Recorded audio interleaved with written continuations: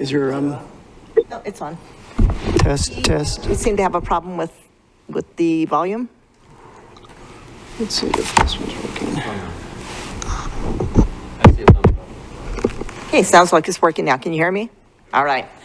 All right. Once again, I want to welcome everybody to the Board of Health meeting this morning, April 24th, and we'll start with the Pledge of Allegiance. If you'll all stand and join me.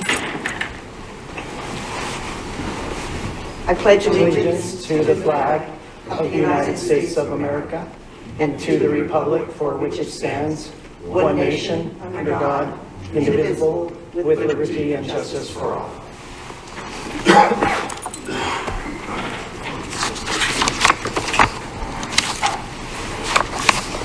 Okay, we do have a couple members that one is still traveling and one is on the phone.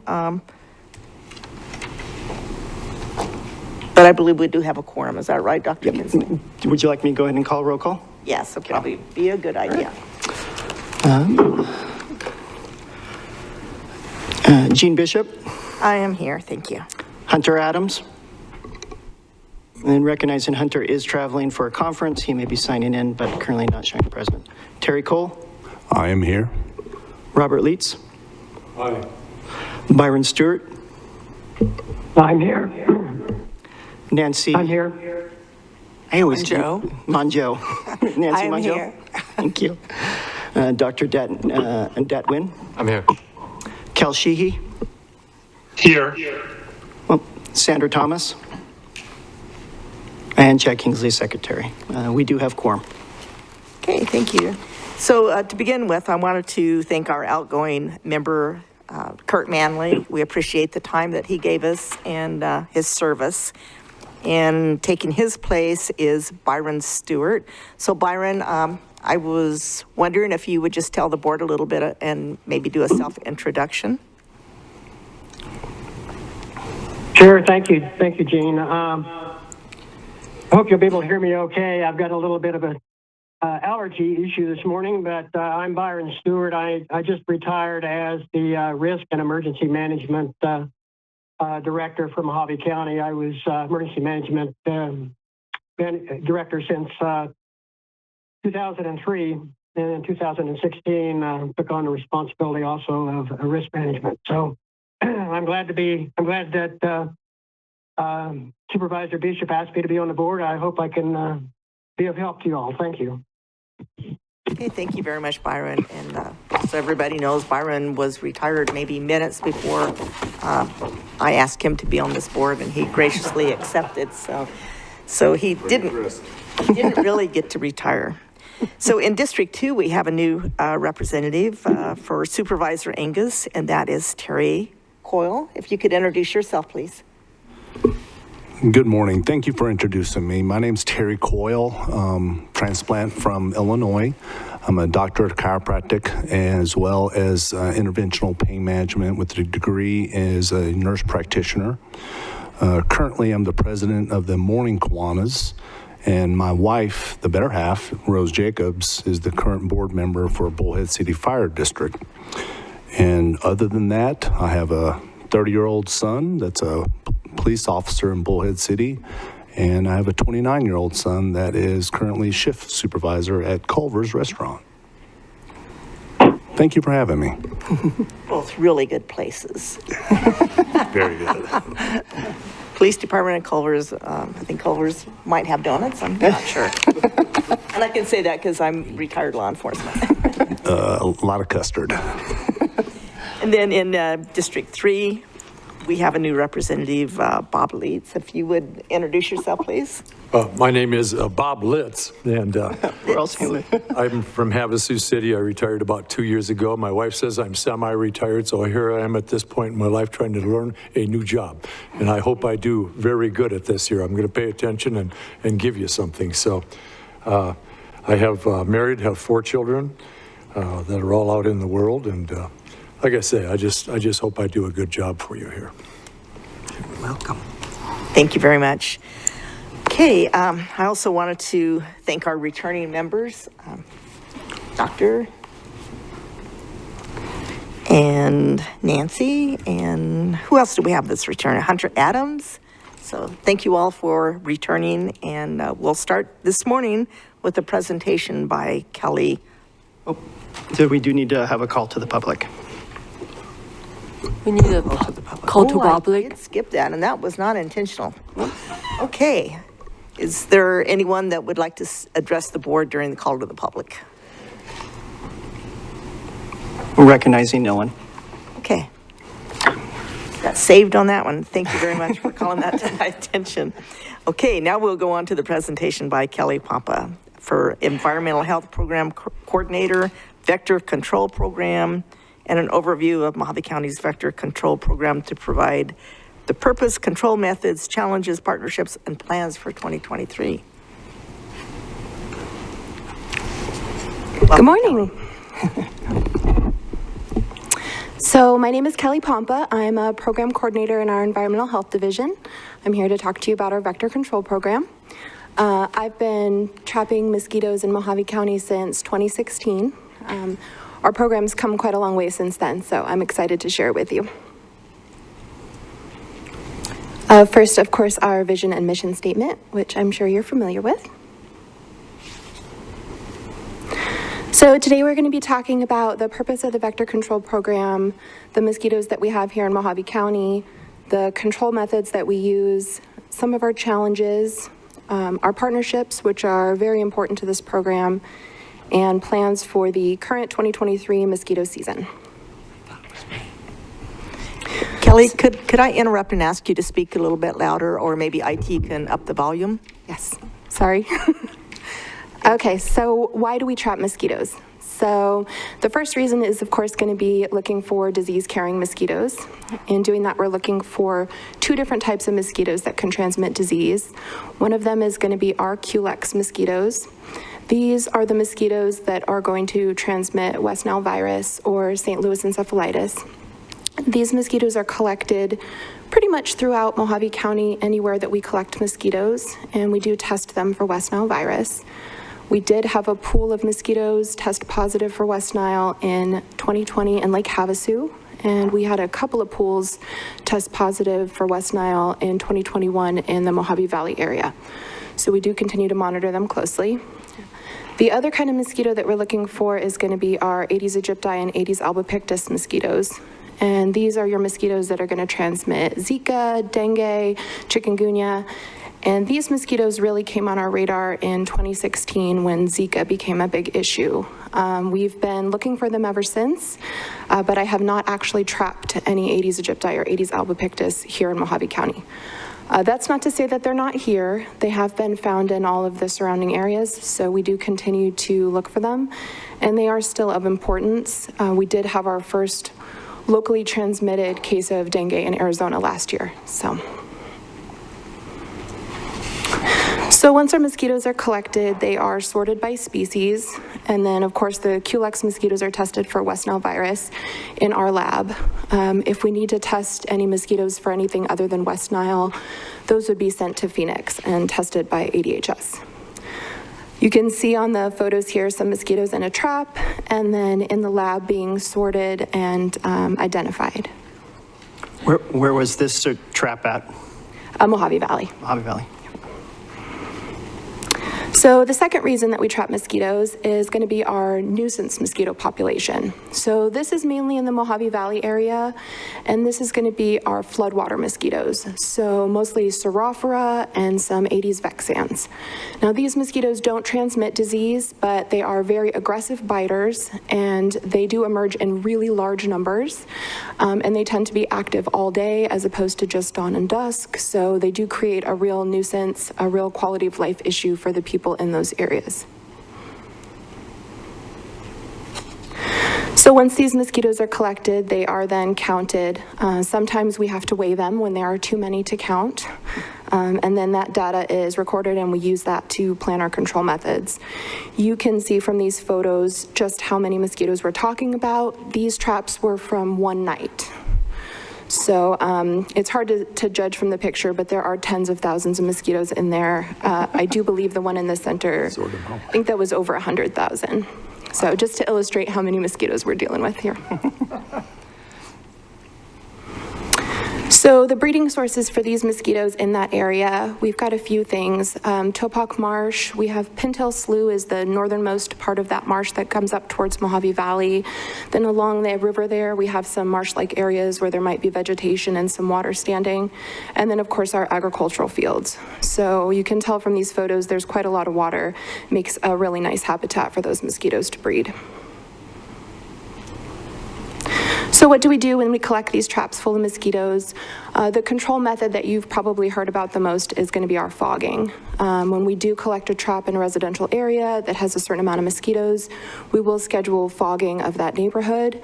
The truck will drive through the neighborhood after the sun goes down, releasing a ULV insecticide that's going to kill any of the mosquitoes that it comes in contact with. Some of the limitations are going to be, some of our parcel sizes are very large, and sometimes the homes are set back from the street a ways. So sometimes the coverage is an issue trying to reach those mosquitoes because they do have to come in contact with the product for it to be effective. The other thing is that it can sometimes be a very temporary fix because we might have a really great result from fogging one night, and then a couple of days later, we have a new influx of mosquitoes coming in from a field down the street. The other thing that is done for adult mosquito control is our agricultural spraying. This is not done by us, but rather by the farmers. If they notice themselves that they need to, or sometimes when we call and request, they'll spray those fields. This does have a good effect on reaching the mosquitoes, but again, it's a short-term relief because it's only killing the adult mosquitoes. So the preferred method of mosquito control, our primary prevention is going to be larvicides. So larvicides are going to keep the mosquitoes from growing into adult mosquitoes so that they are not ever emerging from that water. So obviously the benefit of that is you don't have bites, and also you don't have the adult mosquitoes flying to another location nearby and dispersing their eggs and creating another problem area for us in the coming weeks. So larviciding is our most effective control of the mosquitoes. So some of the challenges that we've faced in this area specifically, the checkerboard nature of the map. It's tribal and county alternating, so you can see those square mile blocks on the map alternate county and tribal land. And then we have neighborhoods in between farm fields and next to agricultural areas all throughout the area. And then, of course, we have a lot of other agencies bordering. We have Bullhead City to the north, we have California, we have Nevada, and then, of course, the National Wildlife Refuge at the marsh. So there's a lot of different agencies involved in this area, and that has historically been one of the biggest challenges in creating a program. So luckily, over the past few years, we have formed some really great partnerships with our partners here. Number one is Bullhead City Pest Abatement. Michael Cavallero is our partner over there. I work really closely with him in making decisions and planning, and he is a huge help and a great asset to our program. Also, Fort Mojave Indian Tribe, obviously very important considering the checkerboard. The tribal farmers and the county farmers, a very huge piece of the puzzle here when it comes to these agricultural lands. And then Clark County and San Bernardino County, we have a really good working relationship with both of them. So we are able to share our data, share our resources, and make sure that all of our programs are running smoothly. The photo that I've included on this slide is myself along with Christine Medley of Fort Mojave Indian Tribe. She actually passed away a couple of years back, but this photo was taken in the early years of developing this program, and we had a lot of fun working together. I'm glad I got the chance to do so. So some of the things that we've learned in the years of working with our partners are some of the factors that play into where to effectively apply larvicide. So that's going to include the crop type that's planted in each section. It's going to include the soil type as well, because some of our areas have a sandier soil and some have a heavy clay-like soil, which is going to hold the water for a bit longer.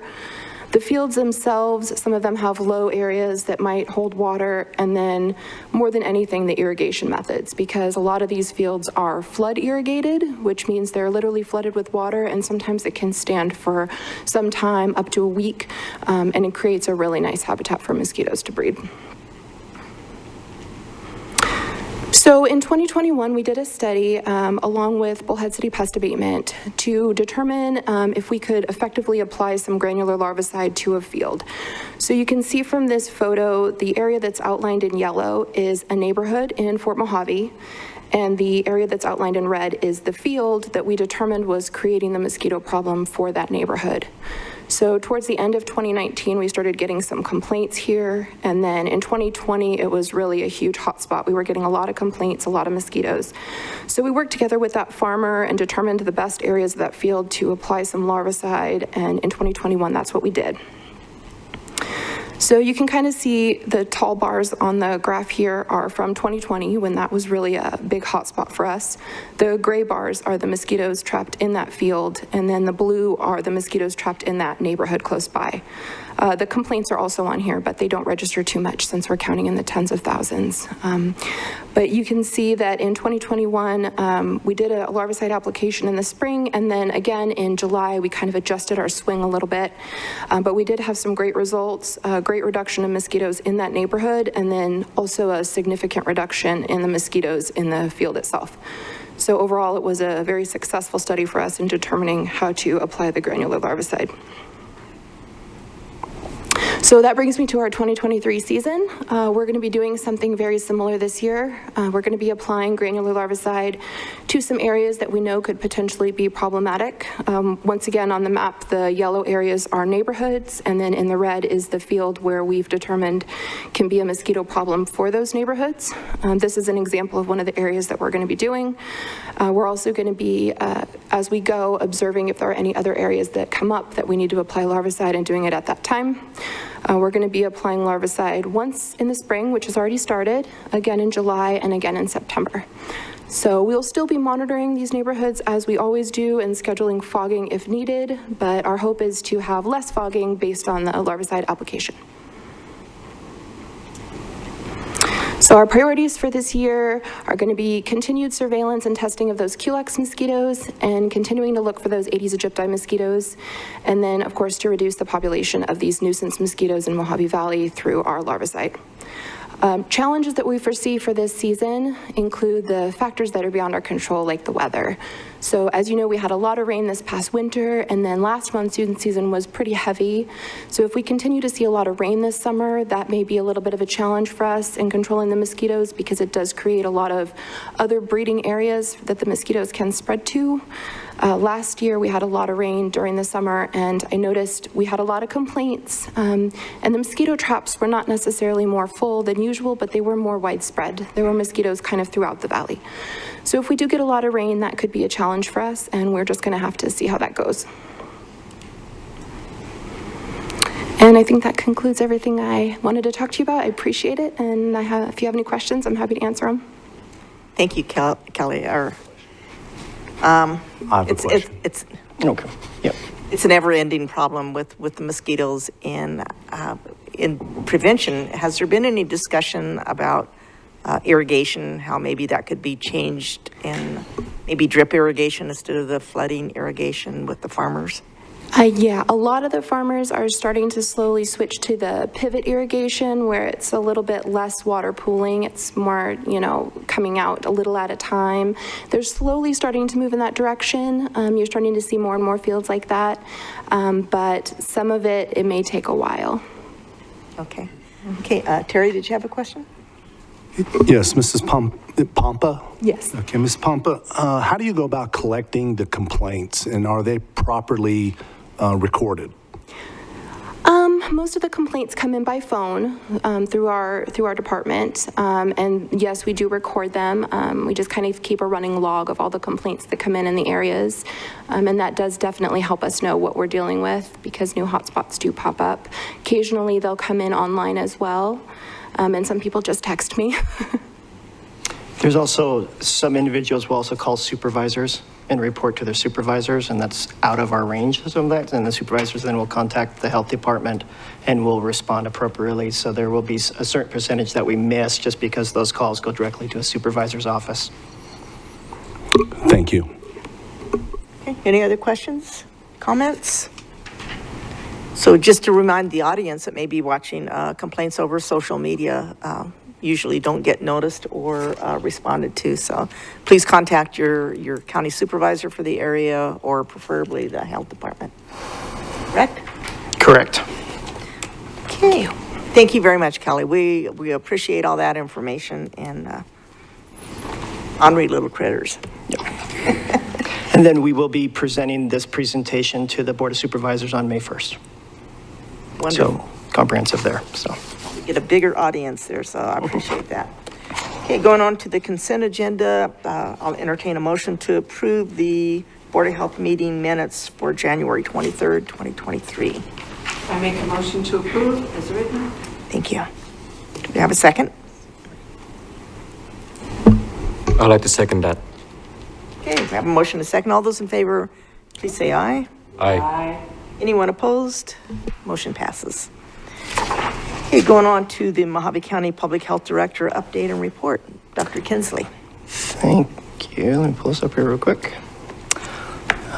So good morning. Thank you everyone for coming out. We are extremely grateful for your participation and really making the Board of Health, a representation of our community, that this joint effort to protect and preserve the health of our communities, overall our county, and really help us continue into the future to provide that safe and environment for those that move here and continue to live here. So we are grateful for your service and input and your expertise in all these matters.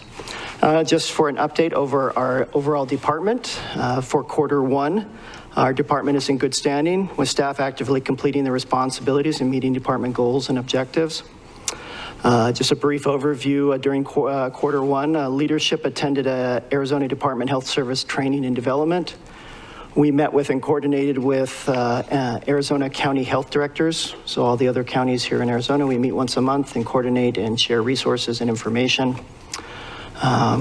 From that, one big concern coming up, and it doesn't seem to affect our county as much, but it's national-wise too, is Title 42 with the changing of border and things coming up, and it could become a health crisis emergency, especially for our southern counties. But we're all continuing to watch that and hoping to be able to respond appropriately to any humanitarian efforts there.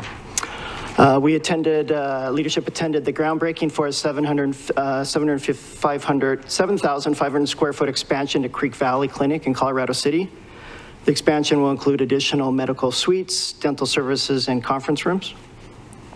And then we attended the Hualapai Health Advisory Board, coordinated one great accomplishment from that is that recently some communication between KRMC and the council as well as the Hualapai Nation had kind of fallen down, so we were able to take 2 representatives out there. They opened communications and things have strengthened and their relationships has greatly improved there, so it's been a great process between the two, and we helped to facilitate that. As a department, we plan to participate in Bullhead City Health Expo in February at the Mojave Community College campus. We participated and contributed to the Teen Resource Fair that included Not My Child that occurred at the Anderson Field House, I believe it's called. Conducted our monthly, within our department, we conducted monthly morale activities and continue with that. We participated in the National Public Health Week with social media promotions. Staff attended trainings, conferences, and annual grant conferences. And selected staff, again, began and will be completing soon this last Supervisor Academy delivered by AGTS. So we've had many of our department participate in that training for our staff. So for administration, we completed and submitted the budget proposal for fiscal year 24, which you guys will see today. We completed and submitted all documentation to the Public Health Accreditation Board, and we're just waiting reaccreditation. Our behavioral health coordinator participated and contributed to the opioid symposium in Bullhead at the Anderson Fieldhouse. We moved vital records, which was just right out here. We were borrowing space from the recorder, but we moved vital records from the main lobby over to our public health lobby on their side, and we have changed signs and adjusted. It was overall to help us streamline services and also coordination with our new department, and the move's gone pretty well. We announced it publicly, and then going from there, we have seen we are following a national trend since February. There's been a large increase in birth certificates. seems everyone's back to traveling or going on a cruise, so a lot of people are seeking passports. So, and that's true across, for the, I believe, first time in history, the highest amount of passport renewals requests is occurring right now. There's over a 10-week delay, I believe, for getting a turnaround for your passport. So, public health emergencies preparedness, we did respond, or we set up in a response both in January and February. From, if you remember, our snow as well as our increased rain, we had flooding. There is not something to chuckle over, but within one day, there was a train derailment. There was actually two that day, but one that got the attention was with corn syrup. But on that day, we had a train derailment, or two of them, a tornado, the Littlefield Beaver Dam flooding, and the reservoir almost broke. We were watching that for flooding, Wallapai flooding. All of this kept on ticking through one day, one single day. So it was kind of on the edge of our seats, kind of, but risk management as well as us, we prepared to respond. Just for train derailment, just for your information, that is something that's completely handled by the federal organization for the railways and stuff. So they're the ones that handle that, but we would respond if needed to on that, providing resources. Our environmental health, they've met all goals and objectives, and they've maintained 98% completion of all mandated inspections. They have done an astounding job. They've responded to complaints appropriately and resolved them promptly and speedily. They've also completed a fee study objectives and submitted them to Mojave County Financial Department, which again, you guys will be seeing in the future and a little bit today on some points, but that's going to be upcoming both for here and for the Board of Supervisors. But the Mojave County Nursing Services, we hired a nurse practitioner for our mobile unit and is finalizing the mobile unit's resources. Next week, we will be out in the community, starting May 1st, we'll be out in the communities. We're starting with our kind of pilot program, Meadview, Chloride, and Dolan Springs, and then expanding out from there. And then as that's ongoing, we will continue to present you with the data information of that so you guys can see the inception and what it's doing and the impact and how it's evolving. So they also delivered ongoing services for Health Start, vaccinations, communicable diseases, tuberculosis, and health education.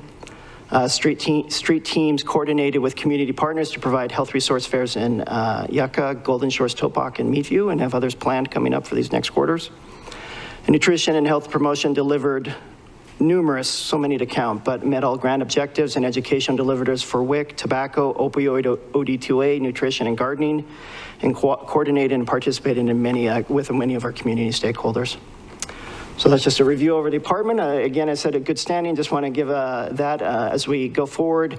We'll condense that down into an activity report for you that you guys will be able to review before. But medical examiner update, the Board of Supervisors approved land and construction for a medical examiner office. Will be over here off Shinnerup Drive. The land is being transitioned from Bureau of Land Management to the county. That takes about a year. It's an accelerated. And during that year, the BLM is allowing us to do plans and designs to congruently develop at the same time, so that it speeds up the process some. In January, my department provided the 2002 medical examiner data specific to each funeral home for their review.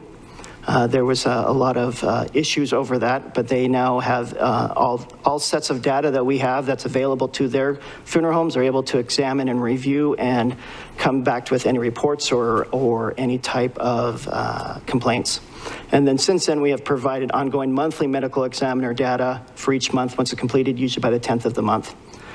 Prior issues and concerns appear to be resolving, which we previously presented on, and further work will be done to enhance coordination. Just so that you're aware, the Board of Supervisors will be presented with options to spend down on the opioid settlement funds that we have begun to receive, and that hopefully will have lasting and long-going sustainable efforts to help reduce the opioid crisis that we have here. One note on that from the other counties, especially south, 50% of all fentanyl comes through Nogales right now. They've reported their needle exchange programs have almost bottomed out, like nobody's doing it because fentanyl's almost 50 cents on the street. So no one's buying heroin because fentanyl is so much cheaper, but then overdoses have increased. So it is continuing to be a significant crisis, and that is being monitored. Very unfortunate there, so. And then lastly, I am going to just speed through a quick presentation. This was presented to Tri-Cities, and I'm gonna change my location because it's up there. I didn't realize from here, so.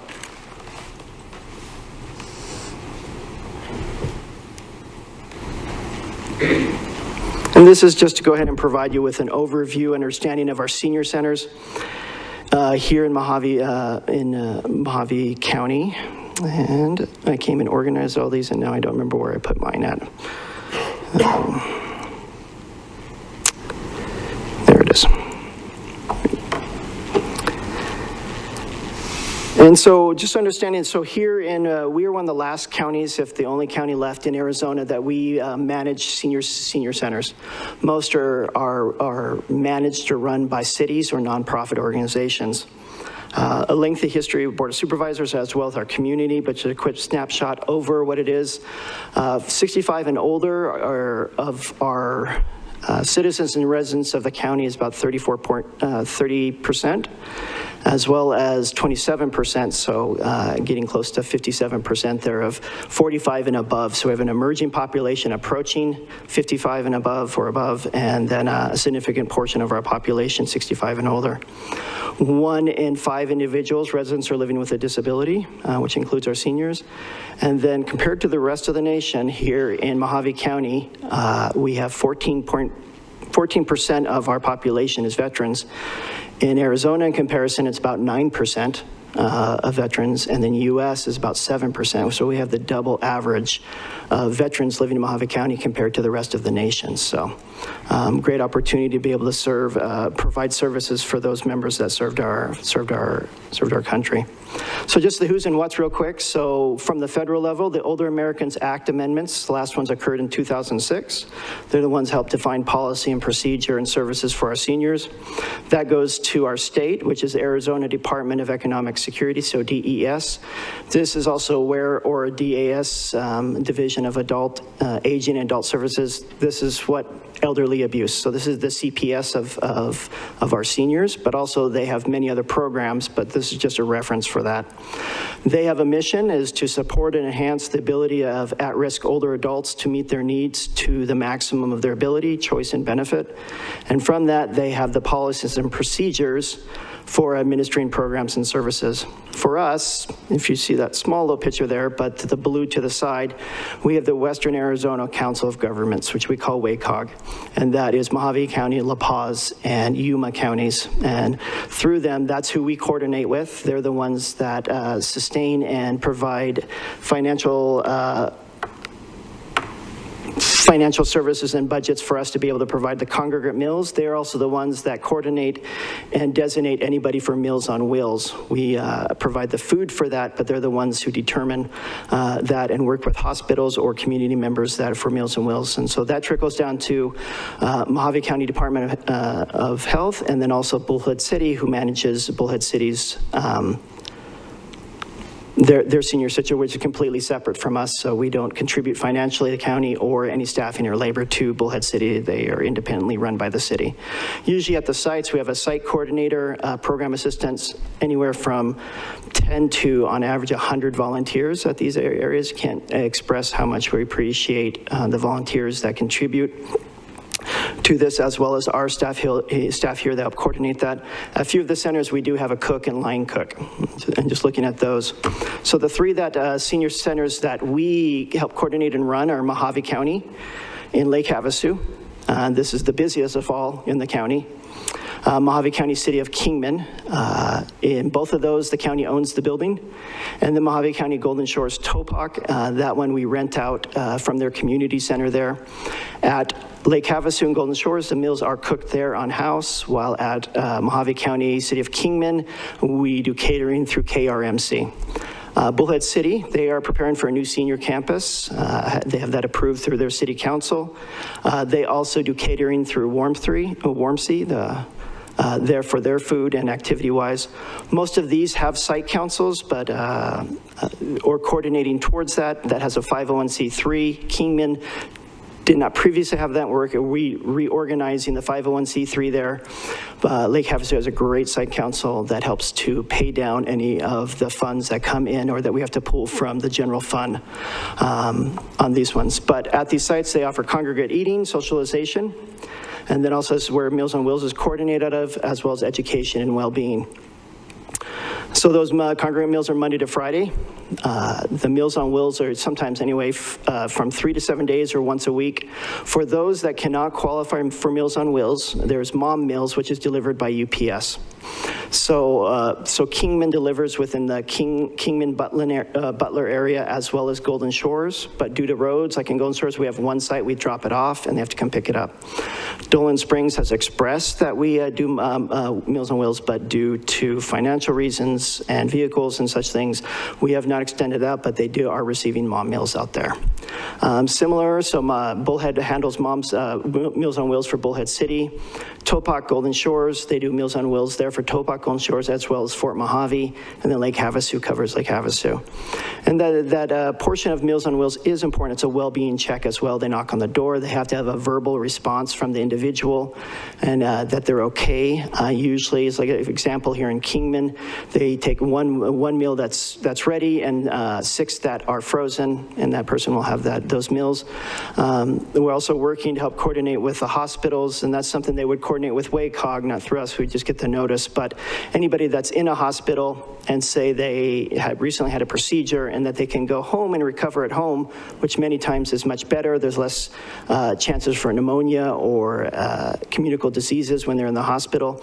The Meals on Wheels can be provided for 7 days, and then it'll be reassessed if that would be continued, but it helps cut costs at hospitals, and it's something that it could be looked into better by hospitals and WACOG for that. And then 2020, just looking at, for the Mojave County Department of Health, we had 98 volunteers, so it's about 26 hours, so about 12.5 full-time employees that we've had from volunteers that have helped us out. So again, our volunteers are amazing and we appreciate them. Overall, Meals on Wheels, just to also express that, so for roughly the same cost as a day in the hospital or 10 in a nursing home, pays for the whole year of Meals on Wheels. So it is an important program that's across the nation as well for us and many of our seniors, but that well check too is very important. During our last storms, monsoon storms, that much of the electricity went out in Mojave Valley as well as Lake Havasu. There was a senior that had fallen during the night, and it was Meals on Wheels that found them and was able to get the medical attention and help that they needed, and that was in the newspaper there in the Havasu Herald. There's a great article on that. Challenges we see, kind of same for all over, but lack of funding to pay for meals as well as rising food costs. Inflation has really impacted this across the nation for all senior centers. Recruiting and retaining volunteers, hiring and training staff, and then gas prices and wear and tear on our cars. In the past, there have been waiting lists, but also understand that with snowbirds, individuals that come to visit our county, we are nowhere like Quartzsite or Yuma or the numbers that go there, but on average up to anywhere between 20 to over 30,000 individuals do come to our county and to our sites and RV sites and are here anywhere from 2 months to 4 to 6 months that are here. And many of them will approach and come to our senior center. So we always try to make sure the residents are met first. But we also have to recognize that when they visit, we do have those increases there that does affect us. And then there's always, right now, we're really only serving 1 to 2% of our senior population in our senior centers. On that, on average, we do about 100 to 120 meals a day. Depends, we're at Kingman, we're lower numbers there, but on the daily congregate meals. And then just always maintenance of our facilities and utilities. So that's just a quick overview. Any questions on those ones? So I've downloaded a bunch of information to you guys, but any questions on our senior centers? Dr. Kinsley, thank you very much for that presentation and for caring about our older Americans, and our Meals on Wheels is definitely a very good program that's helped many over the years. So I appreciate knowing more about the program, but I would like to know a little bit more what the difference is between Meals on Wheels and the Mom Meals. Okay. Is it the same except that Mom Meals are delivered via UPS. Yes. And I do believe UPS, and Melissa might have to help me here, are they supposed to do a well check too? Do you know, or is it just delivered? So UPS is under contract to try to at least get a verbal acknowledgement with delivering that. Mom's Meals did go up to about $8, between $8 to $9 per meal. It was previously lower than that. Right now, our Meals on Wheels is hovering, it was around $4, but I believe it got on to $5.12, right around there. So, I mean, we look at the pennies when we get down to these meals, but so Mom's Meals is more expensive, and that is a significant jump to $8, and it is costly. But it UPS does deliver to our rural communities, Dolan Springs, Meadview, Chloride, and so it is an option. Also, Meals on Wheels is, you have to meet very specific criteria.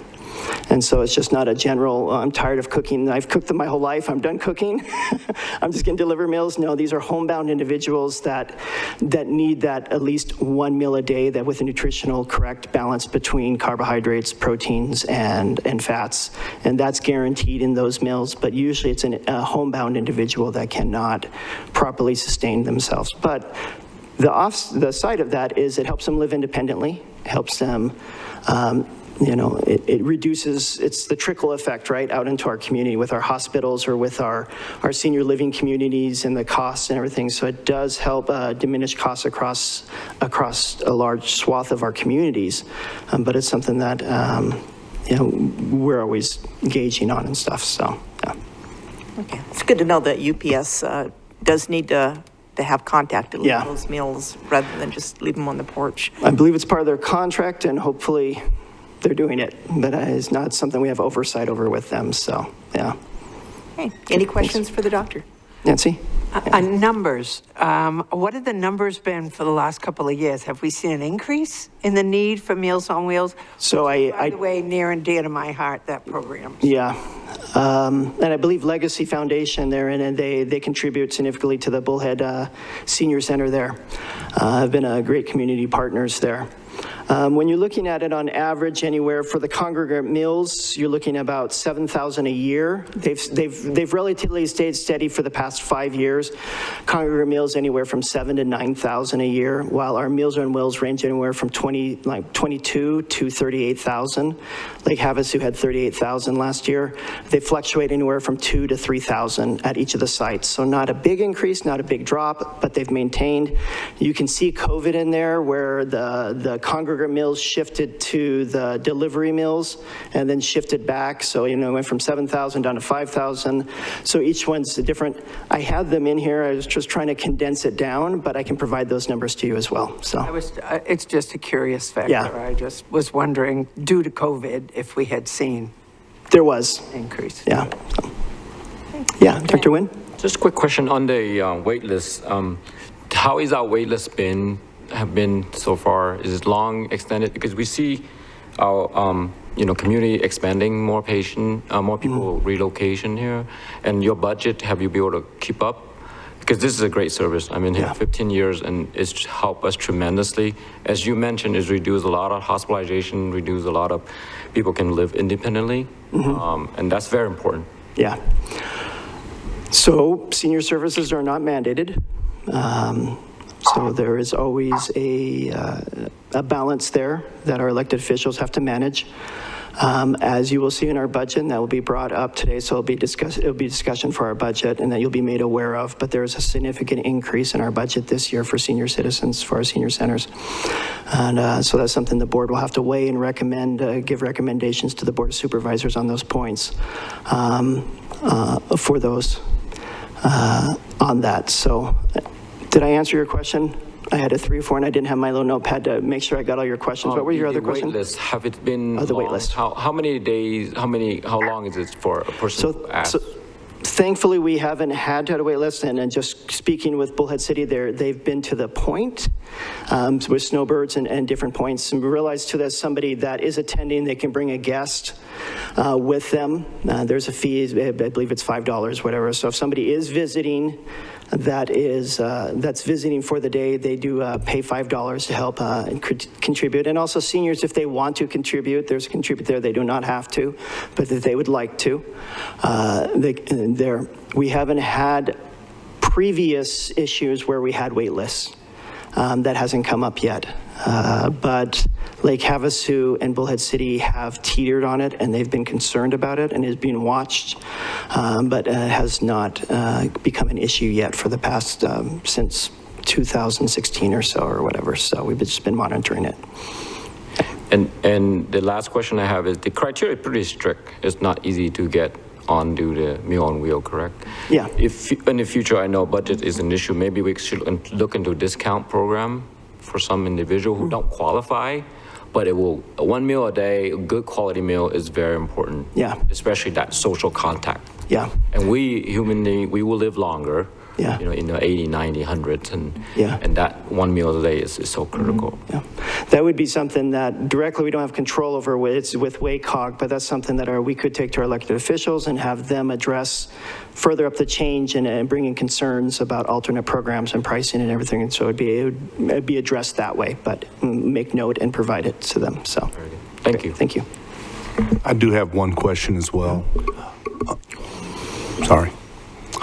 If the criteria is strict, how do we delineate, and don't take this the wrong way because I appreciate the snowbirds, but a snowbird is able-bodied and has 2 residences, so Yep. you can see where I'm kind of going with this. Yeah. That if they have the means to be able to travel and they have the means to be able to have another residence, Yeah. how do we delineate the snowbirds from the actual need of our community? So it hasn't been completely addressed, but it would come down to presenting an ID or, residence, proof of residence, if it came to that, and we would serve our residents first, if unable to. We also understand that, what we saw during COVID too is that when we removed socialization from our seniors, we lost many of them. Many of them aren't going to come back because of that. So that socialization component is just as important for that healthy meal. It prolongs and longevity and all those points. So there's always that balance act. But when it would come to it with the snowbirds, and speaking with Lake Havasu and Bullhead City, it would become a situation where we made sure that our residents if there's any type of wait list, it's our residents, and snowbirds would then be considered secondary. So. Thank you. Yep, yes. Okay, thank you very much, Dr. Kinsley. Okay. And that will conclude my update. Thank you. We appreciate it very much. Okay, we'll go on now to the medical examiner's office. Mr. John Hassett will be giving us an update. I believe this will be a quarterly update. Yeah, so he is going to present some of the 2022 data, I believe, as well as then the first quarter. So this is basically how are Mojave County individuals passing and what are we seeing within our community. So, thank you. Did you put the slideshow? It's on there. Oh, I don't know, is it? What's that? I have some copies if people want them, but we sent out the... It's on there, and they do have it as well. So. Sorry. And I believe yours right there. Oh, there we go. There you go.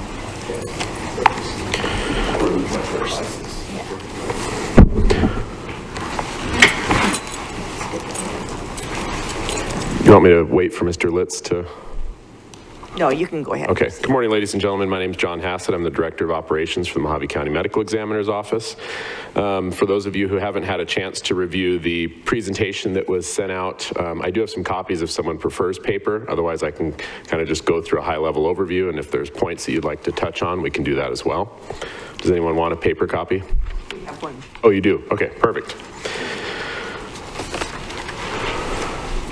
So this will be a case summary for the 2022 cases. So keep in mind we're running on a calendar year, not July to July. And we did not lump in the December data, which was the first month of the contract for us, December of 2021. So this is just 2022. It rolls month to month. I'm just going to breeze through this for all of you who are watching. With the same breakdown: investigations, hospice notifications, declines, homicides, et cetera.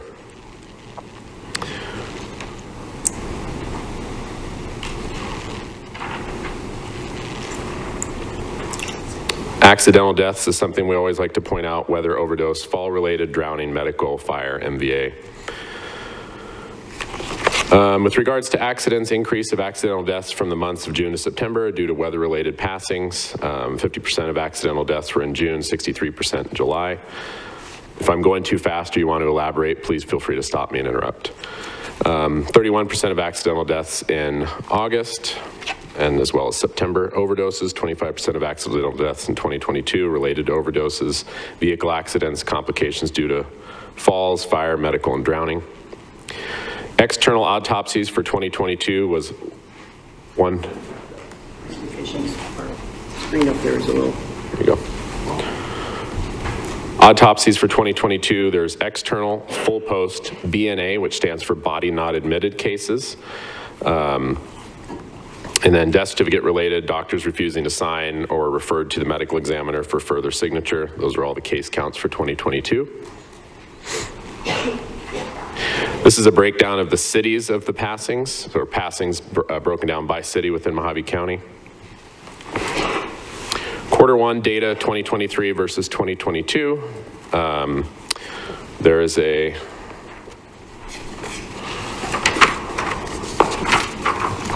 next one should be a summary. Yep. Summary percentage of total deaths notified, down 11%. Hospice notifications, down. Declines, accidental deaths, suicides, homicides. Natural cases up 50%, only by 6 cases. Pending up 71%, only by 14. Disclaimer on the bottom, pending is going to, everything is going to reflect as pending until we receive our toxicology results back. So that number will change for a 2023 Q1 quarter-over-quarter analysis. Then we roll into January 2023 numbers, which is the same breakdown as 2022. Autopsies so far for the quarter, 32, 26, 28, and 144 death certificates referred to our office for signature.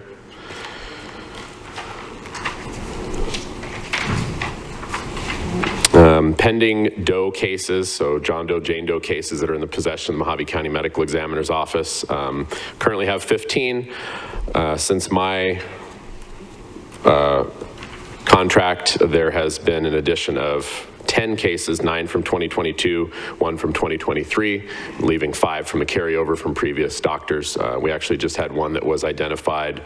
I believe it was a 4 or 5-year-old case, and that was identified, and we're now in contacts with the family to get that case released and into the care of a funeral home for disposition. So that's going to summarize the presentation, and then I just have some bullet points that I'd like to go over. Again, if anyone has any questions, please feel free to stop me. Challenges with data. We know that this has always been, well, since my contract has started, this has been something that has been challenging for the medical examiner's office. Prior to, with the other pathologists that have been running there, data collection and data dissemination to funeral homes and the general public was minimal. We wanted to make sure that we had total transparency when taking over this contract, so we, my company and our office had the idea of providing all of this data to not only the general public via the health department, but our website as well as regular reporting. There's always going to be challenges with data. The Health Department has full access to our records via MDI log, which is our management system, and then as well as our shared drive that consists of all of our decedent information, which is basically everything that you just saw in that presentation. But I'll give an example, just kind of an overview on how data can change with regards to funeral homes. We all know that the issue has been Funeral Home X stating that they only received 3, but our records indicate that they received 5. Part of that problem is when an individual passes away and the reporting party on scene, whether it's Mojave County Sheriff's Office, Kingman PD, or any governing body, even as far as hospices go, we are only given the data, and it doesn't always change for us. So in that initial report of us stating a funeral home received 5 cases, at a later date, that family could have chosen to change funeral homes, and then we would not be notified if we weren't requested to administer signatures on the death certificate. So if there's a primary care physician that is willing to sign the death certificate and the family is doing a burial or ship out of state, our medical examiner's office and our pathologists aren't even aware or requested to sign any death certificates due to the primary care physician. So we wouldn't have a record of that unless we are post-notified from that responsible party or responsible agency, which is difficult to get that. Kind of the same thing with hospitals. We've actually implemented a process where we're withholding the medical examiner's numbers from the hospitals and hospices until we are given the adequate data. That has helped us to drive better and more adequate data, presenting what funeral home was given that decedent or any particular decedent. So for example, a hospital will call in emergency room deaths, or they'll call in to get a medical examiner's number. We will assign that medical examiner's number, but sometimes if they say a funeral home pending, the family hasn't decided yet, then we'll say, when you call back and notify us what funeral home they've gone to, we will provide the medical examiner's number. So they cannot conclude their portion of their releasing the case until they have that ME number. So that has really helped us as well as hospices. Continuing on the hospice aspect of things, the hospice, we're very appreciative when they provide the decedent data, but it's not a requirement for them. So sometimes we have data that is weeks, months old, and then we kind of go back in and assign numbers to them, and then we project the data, and that's why you'll see a fluctuation in our shared drive. It's a live update, so we could make a change today to the previous month's information, and it will update the health department accordingly, but it's not always going to provide accurate data, so it's a very dynamic set of data that we have based on the information provided by hospitals, hospices, and law enforcement and reporting parties. We've also tried diligently to cross-reference the Arizona DAVE system, which is the death certificate management system, to determine where the decedents are going, and cross-reference that data prior to sending it to the health department. We have limited access to the data because we're only able to see cases that we're involved in, so looking for cremation clearance. So again, cases that funeral homes are doing a burial or ship out of state, we don't have access to that data unless we're requested to authorize or review anything. The only time that we are requested is if the doctor refuses to sign. So for example, if they have a primary care physician, if the family says, yes, we've been going to Dr. Bob for 20 years, we contact Dr. Bob and he says, they have been coming here for 20 years, I haven't seen them in 4 years, I'm refusing to sign this death certificate. Death certificate gets kicked back to the medical examiner's office for signature. We are then involved in that, and we can track that data as far as where that decedent goes for not only their disposition, but funeral home, and then their ending disposition as far as a cemetery or something along those lines. Some of the major improvements that we've made in the office, for those of you who aren't familiar, the medical examiner's office has always been I guess subsidized would be the right terminology, but an outsourced arm of Mojave County. There's a few different counties within the state of Arizona that seek to have medical examiner services provided by private practice and or the sheriff's department, such as I believe Yuma County. We have implemented a system called MDI Log, which is the nation's leading system for medical examiner management. Pinal County, Maricopa County, we have numerous different counties in the state of Arizona that use this same system, and it has allowed us to have our investigators work essentially digitally and remotely, so they can be on their Surface Pro, they can get a signature from law enforcement on scene releasing the body, or a signature from funeral homes accepting the decedent, tracking of personal effects. It updates in real time, well, as soon as you have Wi-Fi or cell service, but they have cell phones with hotspots. We have pathologists that travel in from Maricopa County to assist us, and they're able to see those updates immediately. They get tagged in those updates to see any caseloads, so they're fully aware of their caseload prior to traveling down for autopsy days. We're able to upload and update toxicology instantaneously when it's received, which allows all the pathologists assigned to that case to essentially track it from the moment that the decedent comes into our care from an investigation standpoint. They're able to review photos, they're able to review the medical investigators' reports, they're able to review the scene analysis and make determinations remotely from their home or any office without the investigators having to physically turn in reports of paper nowadays. MDI Log has really streamlined our operations with regards to essentially just investigators being able to, as we know, we have an extremely large county geographically speaking, so we're going up to St. George on Wednesday to pull toxicology from a decedent. So they'll be able to do this data, update immediately, and then Dr. Mosley can see that from his home or from his office. Other improvements, we've tried very hard to add additional staff. We have 2 additional part-time investigators that have come on, one in the Kingman area, one in the Havasu area. Our full-time investigators, our heavily staffed area is Bullhead City, with 2 full-time investigators and 1 part-time. So we've added 2 part-time investigators to assist in cutting down in response times for law enforcement and any unattended deaths that they are being called out to. Law enforcement has worked very well with us. Case in point, this weekend, KPD, the Kingman investigator was off, so the investigator was coming out of Havasu because our part-time have not been released to clear scenes alone yet, so they're still riding with our full-time training, I guess you would call them field training. So they're still field training, so our investigators were coming out of Havasu. We had back-to-back cases, and KPD was very accommodating in the aspect of, yes, I know your investigator's coming out of Havasu. We'll update the officer. Thank you for that. They coordinate really well via text message and phone calls direct with the law enforcement on scene to give them updates on their locations.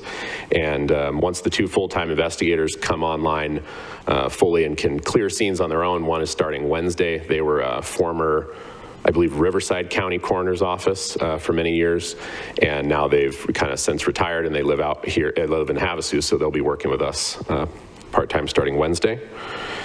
That's pretty much my high-level overview, and I'm happy to take questions. Okay. Thank you very much, Mr. Hassett. My pleasure. This is a very complex business that you're in. We appreciate all that you have done. I think the addition of the MVI logging is going to be helpful, especially hiring more investigators.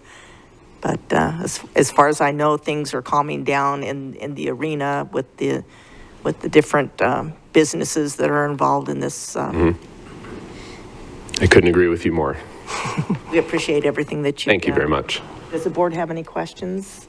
Yes, ma'am. Sorry for my ignorance, John, but BNA cases, what is BNA? Great question. So BNA stands for body not admitted. So we have like heat-related incidents. So if a transient unfortunately passes away in one of their camps in the bushes, which we just had last week in the Bullhead City area, the investigators will go out on scene. They'll confirm that it was in fact a heat-related death. We will complete our investigation. We will do all the same photographs.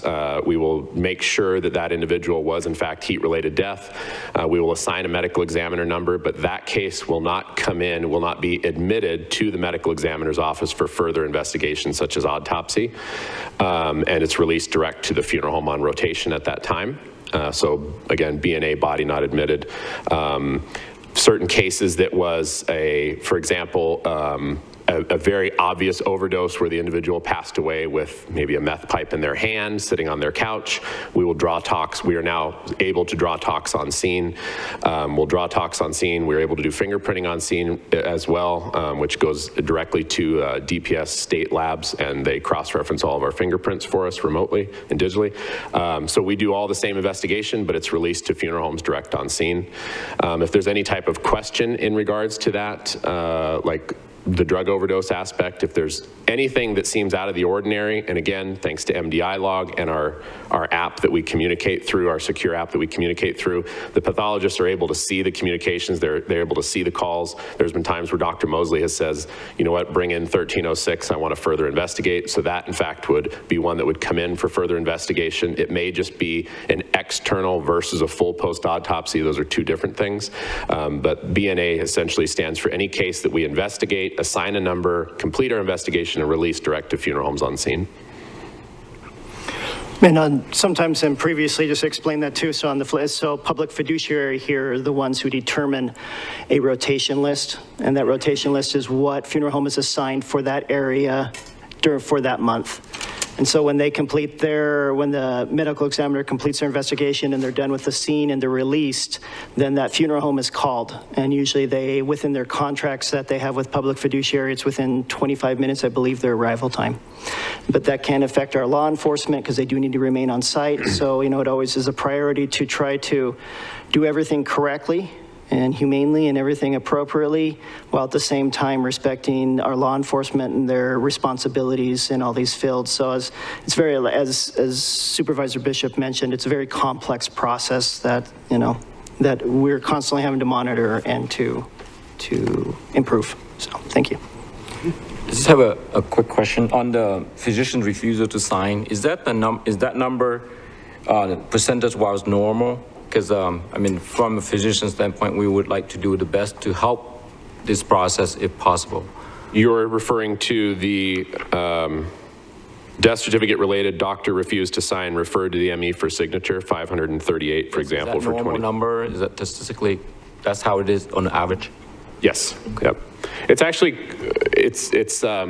I guess doctor refusing to sign, it kind of sounds a little bit negative, but it really is that. But it's based on them not feeling comfortable assigning these things. Maybe someone who lived out of area moved back. So it's pretty common that we're requested to sign. Right. With the electronic system, it's actually helping us a lot to sign it as soon as possible. And Yes. And I see the improvement because I work from both systems from the previous, paper documentation.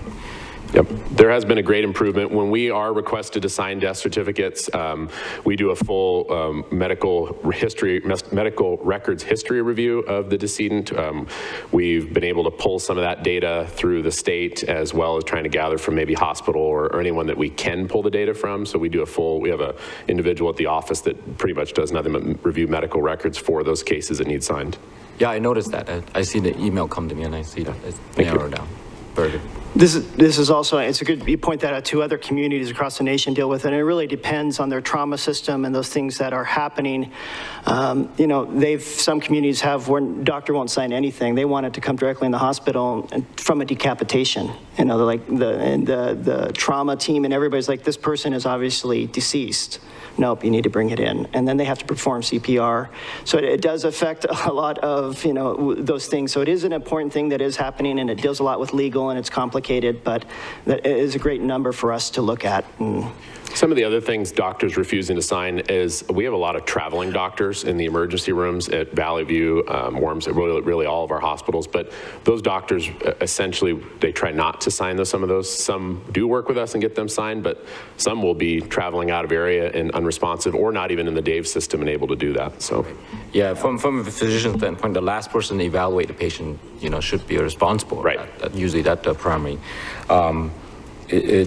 It's been a lot better compared to previously, so, but anything we can do to help improve that, because that's really the burden for the family members. A lot of time, they're waiting for that death certificate to be filled out. Absolutely. Thank you, doctor.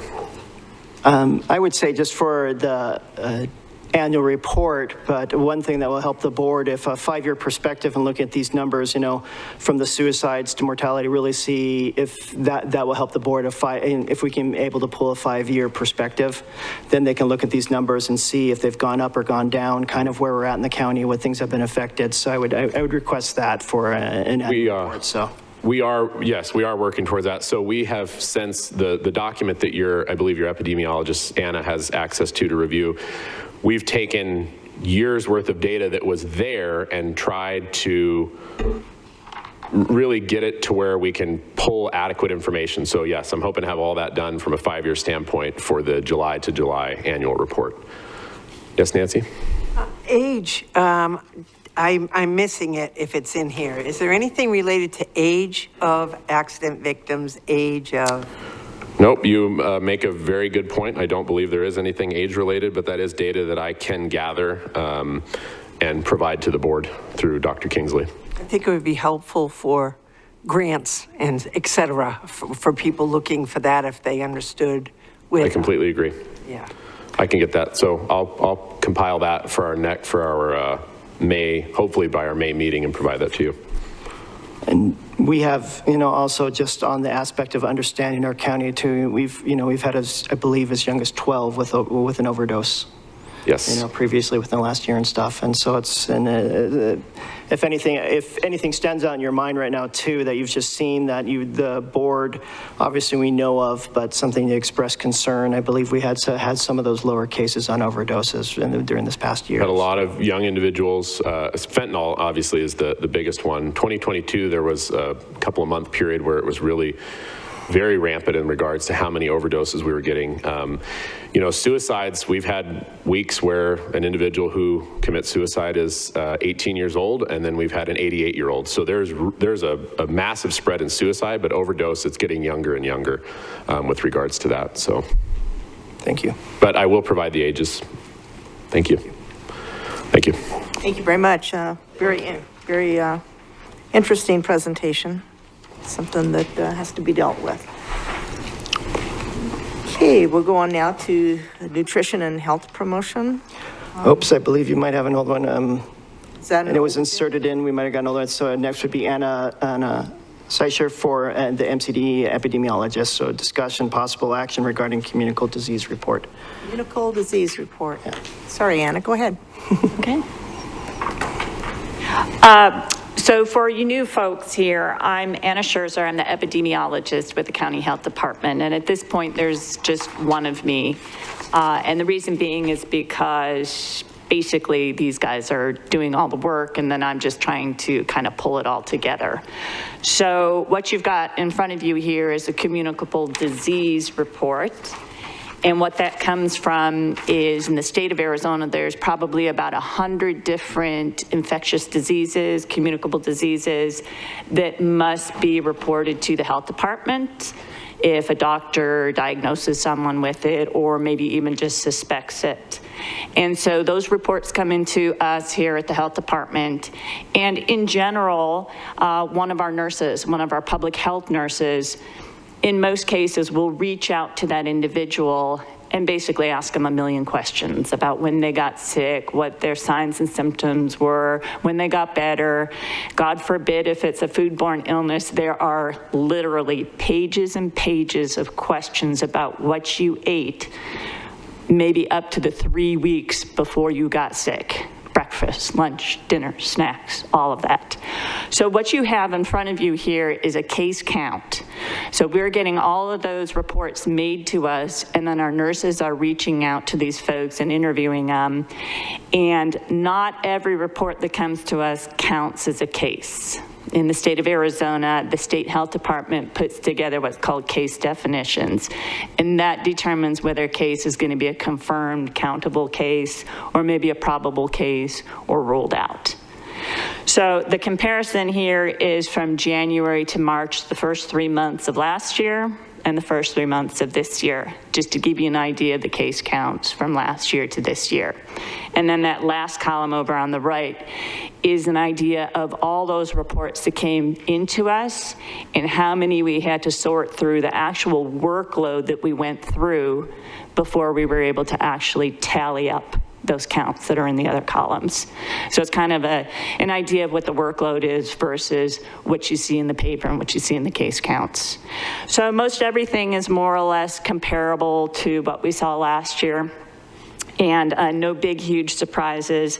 The one thing that might stand out if you look at those numbers are the RSV, the respiratory syncytial virus. And I already mentioned last meeting that our RSV cases were really, there were a lot of them early in the respiratory season. They've dropped off since, but there were a lot of them. And the problem is it got so bad with those cases that one of our main reporters, which actually is a hospital, couldn't keep up with the reporting to us, that simple process of reporting to us, and wasn't able to make reports until they hired another person or found a person who had the time to make those reports to us. So that 303 that you see for the first quarter of 2023, actually 200 of those occurred before this quarter. But it was backed up so bad that they got added onto this case count because that's when the reports made their way into the system that we pulled them from. You'll see on the flip side, though, a better picture of what's actually happening with the respiratory viruses, other than just the case count, but the time as well. Salmonellosis, you can see we've got 6 cases this first quarter as opposed to maybe 3 in most years. That's not completely alarming. And the good news there is that 2 of those cases for 2023 were actually family members. So they themselves did not get tested, but one of the children in the household did get tested, turned up positive. And part of that interview process is to ask, do you know anybody else who was sick recently? And so by those questions, we were able to determine that most likely 2 family members of that case also were cases. So they get absorbed into that case count as well. So those 6 cases aren't all that alarming.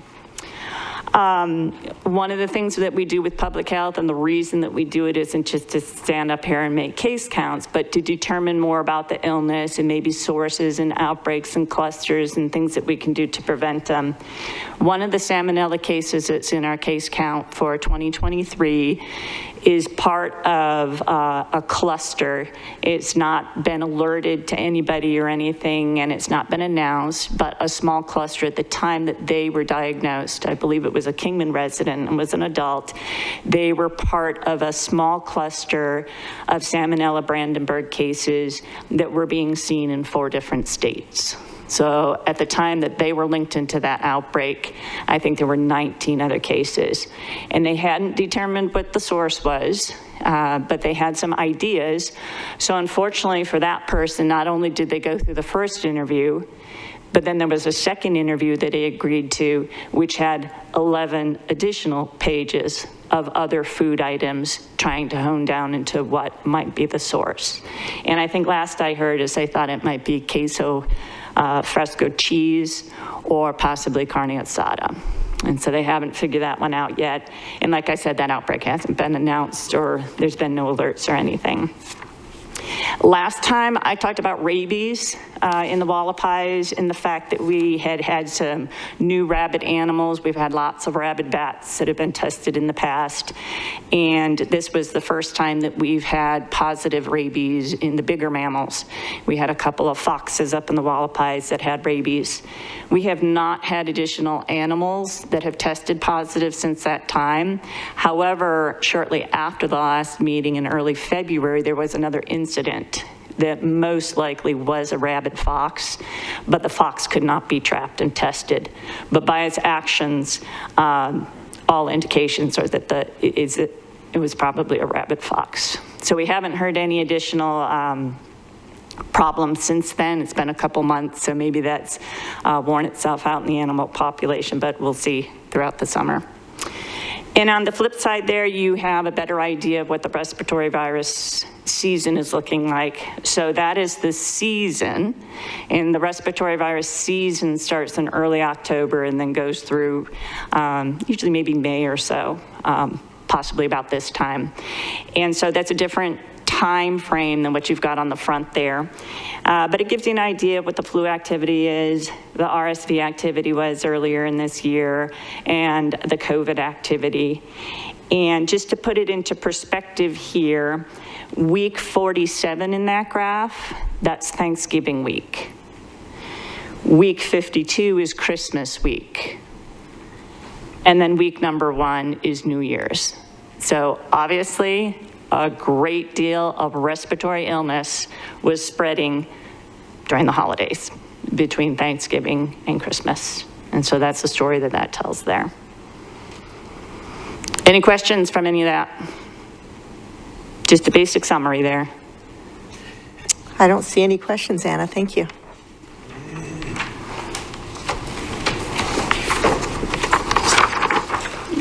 Moving on, we'll now do the nutrition and health promotion discussion and possible action reference pre-authorization for WACOG contract renewal.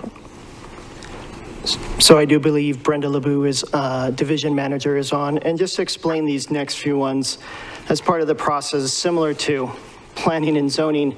So for the next quarter coming up, the next 3 months, these are items that we'll be taking to the Board of Supervisors. And some are contracts that we come up that are annually renewed, some are new grants, but these are ones we are looking for a motion for you to give a recommendation to the Board of Supervisors as the Board of Health. You know, as you're appointed, and this is what we recommend as a board, as the Board of Health for the protection and preserving our community and such things. So that's just the explanation on that. So, Brenda, are you on? Chad? I am on. What is WACOG? Is that Western Area Council of Governments? Yes. Okay, thank you. Yeah. And Brenda, if you just want to give a really quick summary of what this first one is, and then the board can ask any questions. Sure. Thank you so much. Good morning, Chairperson and members of the Board of Health and members of the public. My name is Brenda LeBeau, and I'm the manager of the Nutrition and Health Promotion Division in the Mojave County Department of Public Health. Hopefully you can hear me all okay. Is there anybody having trouble hearing me? We can hear you and we see you. Good morning. Okay, great. Good morning. I apologize, I'm out of town for a meeting today. Before you is the annual contract renewal for the Western Arizona Council of Governments, which is WACOG, that financially supports our senior centers. We're seeking pre-authorization and your recommendation to the Board of Supervisors to renew the contract with WACOG for federal fiscal year 2023 to 2024 for the Mojave County Senior Nutrition Programs with the anticipated change in the budget. Does anybody have any questions? Any questions? Seeing none, continue. At this point, motion, if you would recommend the board, if the board would recommend the Board of Supervisors renewing, consenting to renew this contract. Okay. I'll make a motion, Jean. Thank you, Brenda. And we do have a motion on the floor. I'll make a motion, we pre-authorize the forthcoming annual contract renewal with WACOG for fiscal year 23-24 for the Mojave County Senior Nutrition Program with anticipated change in budget. Which, Okay. Yes. Do we have a second for that motion? Second, Liz. Okay. I have a motion that's been seconded. All those in favor say aye. Aye. aye. Any opposed? Motion passes unanimously. Okay, going on now to the nursing services, Lynn Valentine, our division manager. First, we'll have a discussion of possible action to pre-authorize the Health Start contract renewal.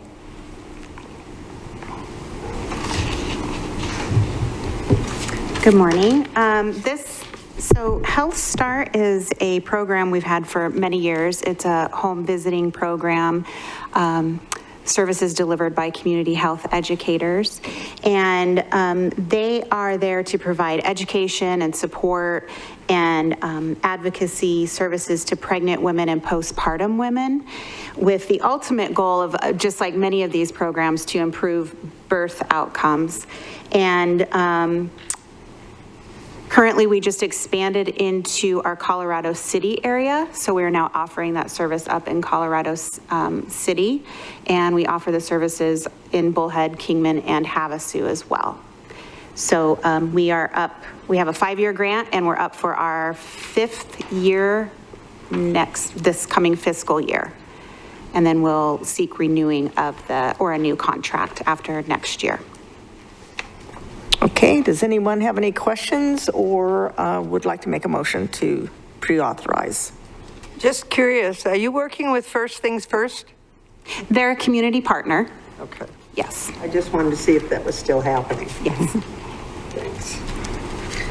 I'd like to make a motion to reauthorize the 1-year extension of contract CTR 050596 for the Health Start program with no anticipated change in budget. I second. Okay, we have a motion and a second. Any comments from those online before we vote? Hearing none, all those in favor say aye. Aye. Any opposed? Motion passes. Okay, next we'll go on to discussion of possible action to pre-authorize for the TC Control Program contract renewal. And that is TB, sorry, for tuberculosis. Tuberculosis control. It's TB on the form, but TC on the... Yeah, So TB control is actually a service that's mandated through our department. And this is just renewal of the contract for general funds, through the state grant for support of the program. And TB control includes TB skin tests that we provide through our clinics at each of our sites, and active TB case investigation and management, and latent TB case and investigation management. And Dr. Nguyen is our TB control officer as well. Well, in that case, I'll make the motion. Oh, before that, real quick, Dr. Nguyen.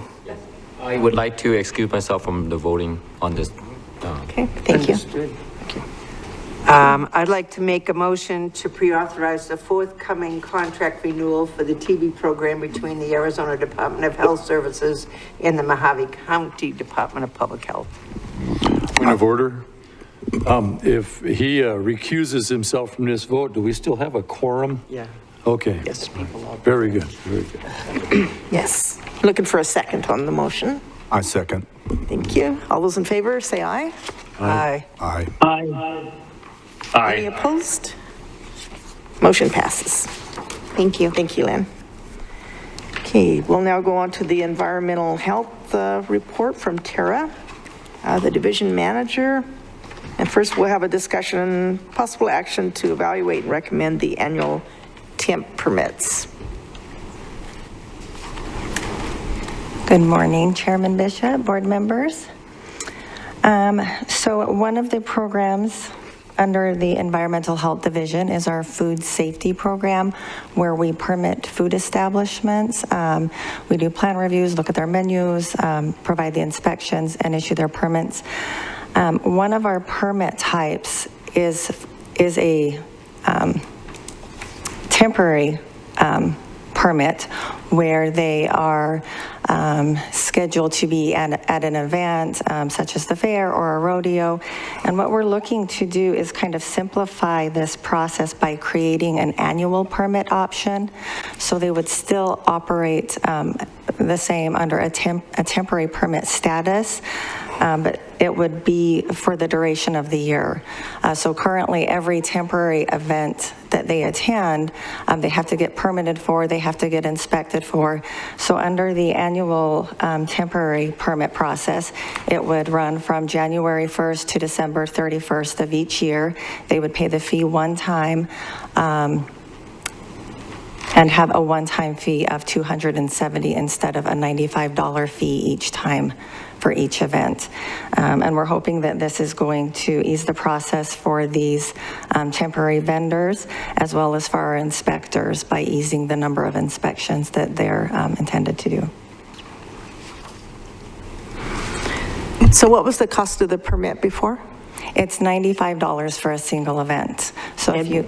We're wanting to increase that, correct? It's not to increase it, we're creating a separate permit type. So instead of a single-use permit, they would have an annual permit to where they could do any number of events that they wanted. So we had about 15% of our vendors in fiscal year 22 were doing 3 or more events. So they're paying for every single event. If they did 5 events, they pay $95 each time. With this annual permit type, they can apply for the whole year, and they only get inspected twice, and they pay a single fee. So if they're doing 3 or more events, it's more cost-effective for them. Okay, and convenient, thank you. Yes. And Any they questions? still get the same amount of inspections?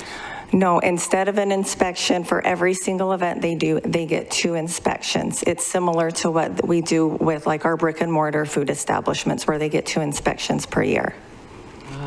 Unless... If a Kiwanis group did 4 similar food things a year, you would only do 2 inspections. Correct. The exception would be if the menu items were changed, because there are different risk factors with different menus and food types. Oh, okay. So... There's the caveat I was looking for. Right, All right. okay. Okay, I do have a little clerical question. Okay. On the first page, you have for non-for-profits, $145 for the fiscal year. And then on the second page, on the memorandum, you have $160 for the non-for-profits on that bottom chart. Oh, yeah. The current fee for the not-for-profit events is $45. So with the new, sorry, I'm looking at the wrong So not one. 160 that's listed. It's on the memorandum, the little chart about 2/3 of the way down. Correct, it would be 145. Thank you. Pardon.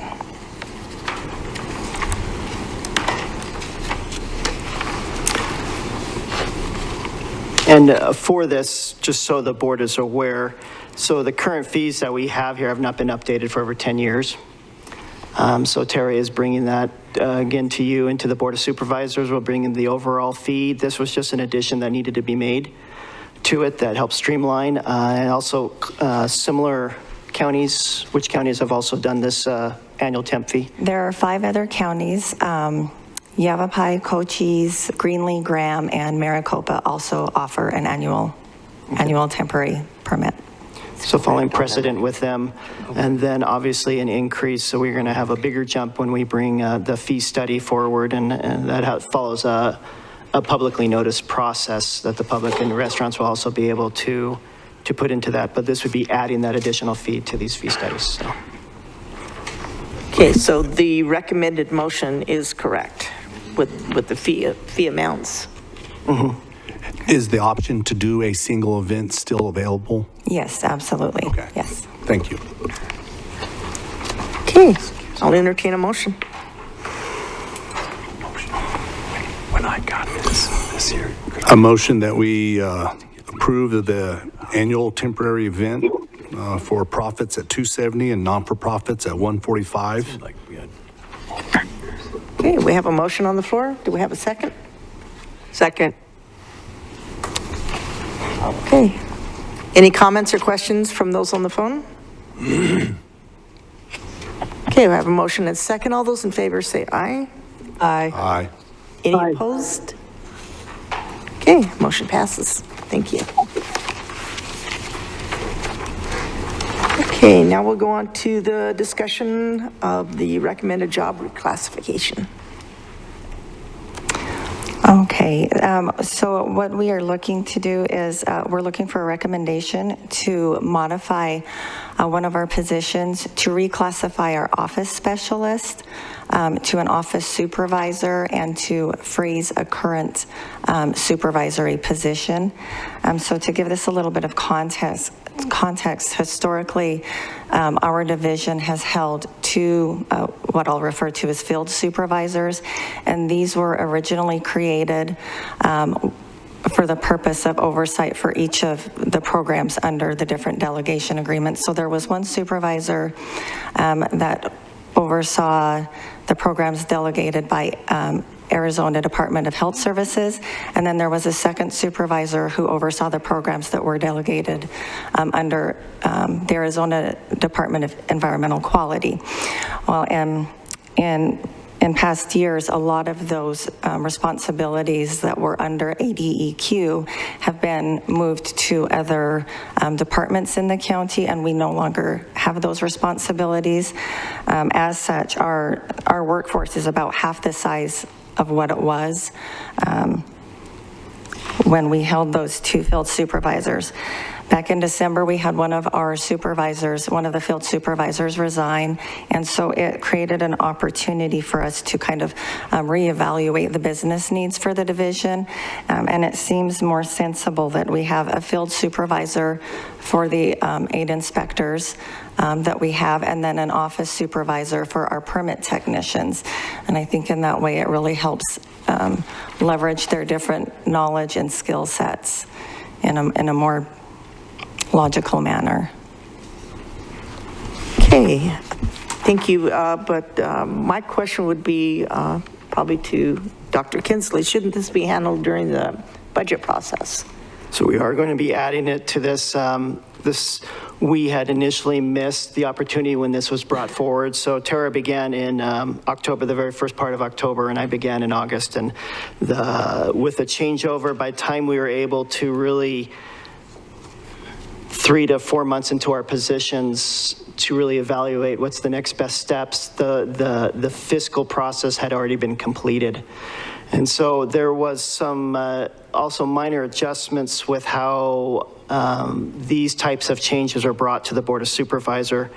And so we had brought it to the county manager, and we thought it was going to actually appear a few months ago on it, but due some complications. It's been 2 here now, so it is going to be brought at the same time with the budget. It just wasn't part of the budget process, but so that we're not doing it completely outside the budget, this is going to be brought in June to the Board of Supervisors at the same time. Okay. So, Yeah, perfect. Okay, any other questions? and also help to understand that, so our permit techs are the ones, are your pools, and Our permit technicians are our front desk people that take the clientele walking in, answer their questions over their phone, help begin the permitting process. So they're our frontline people, and they're that administrative workforce, so it makes more sense, you know, in my mind, that their supervisor should be an administrative supervisor and not necessarily one with the sanitarian experience, so. Makes sense. All righty. What's the will of the board? I make the motion for the reclassification of position 202-127 office specialist, pay range 11, to office supervisor, pay range 15, and freeze the currently vacant environmental health supervisor position number 877, pay range 17. Okay, thank you for that motion. Do I hear a second? I second. Okay, we have a motion and a second. Further discussion?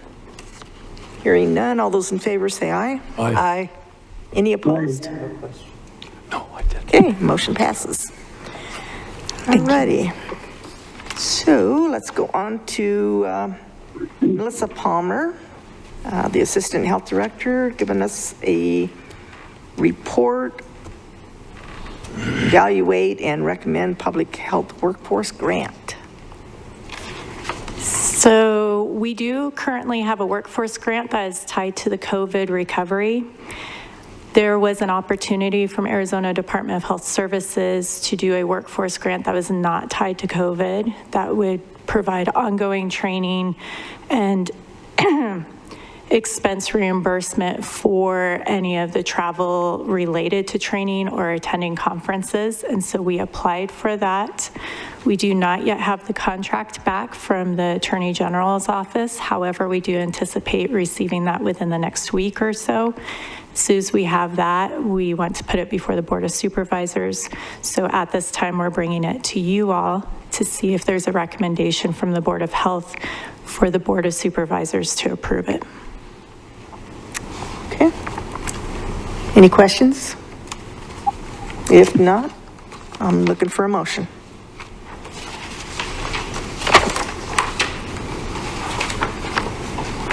Okay, I'll make the motion for the evaluation of the strengthening of the U.S. Public Health Infrastructure Workforce and Data Systems Grant, not related to COVID, in the amount of up to $456,893 to ensure the public health staff has training in the services and systems needed to protect and preserve public health in Mojave County.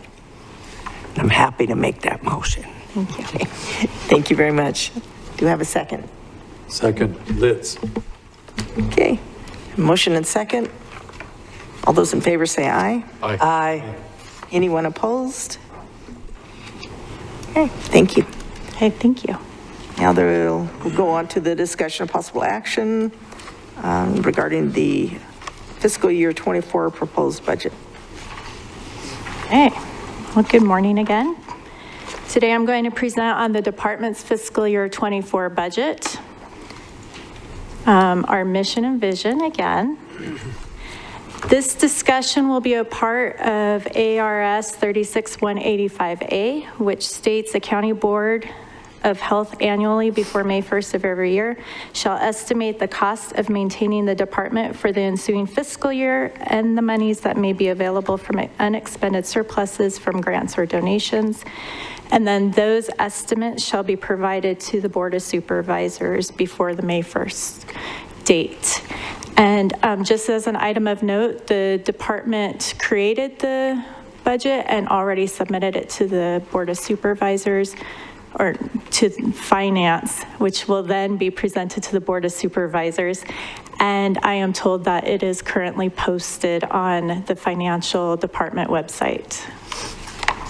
Okay, for our overview, So our internal goal is to develop a fiscal year 24 budget that meets community and department needs while ensuring fiscal stewardship. We want to do the best we can with the monies that were provided.